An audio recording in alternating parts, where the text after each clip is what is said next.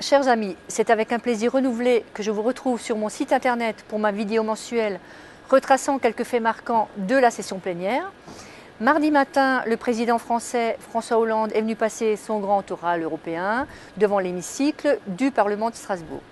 Les discussions se sont concentrées pour l'essentiel sur le prochain budget européen et en mettant en commun nos ressources, nous pouvons réaliser d'importantes économies. Ce budget doit servir à nos agriculteurs via la PAC et permettre une meilleure cohésion économique et sociale au niveau européen via la politique régionale de l'Union européenne. Je plaide également pour que le budget européen soit au service de la recherche, en Europe bien sûr, et de la réalisation des grands projets transfrontaliers et qu'il soutienne la politique d'aide au développement de l'Union européenne. Pourtant, les États membres veulent revoir ce budget européen à la baisse.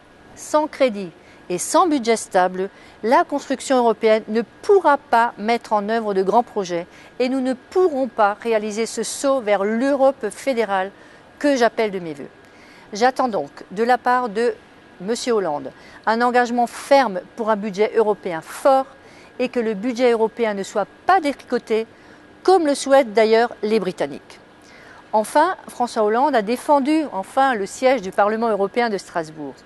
Cependant, je perçois ce rappel comme étant le minimum syndical de la part du président de la République française, alors que le siège est de plus en plus attaqué et qu'il n'a encore rien mis en œuvre concrètement.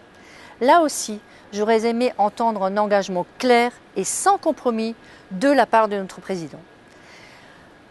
Après cela, le président de la Tunisie est également venu au Parlement. Il nous a beaucoup émus et il se bat vraiment pour la liberté de son peuple. Donc tous les parlementaires étaient autour de lui et nous l'avons vraiment ovationné parce que les problèmes de la Tunisie en ce moment sont très graves. Nous ne pouvons donc que l'encourager. Après un autre sujet important de la plénière, nous avons adopté la nouvelle politique commune de la pêche qui réglementera ce secteur pour les années 2014 jusqu'à 2020. La politique commune de la pêche menée jusqu'à présent a échoué, il faut le dire. Elle n'a pas permis de résoudre la surpêche et la mauvaise situation économique de nombreuses entreprises dans ce secteur. Le texte adopté ce matin constitue un socle ambitieux qui permettra plutôt d'inverser la tendance négative et d'établir une pêche durable et performante en Europe. Ce texte fut au centre d'intenses débats, et c'est le moins qu'on puisse dire, au sein du Parlement européen.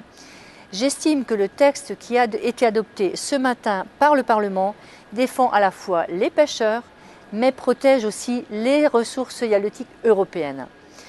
Nous avons également adopté une résolution particulièrement importante sur l'élimination de toutes les formes de violence à l'égard des femmes, des filles et des petites filles.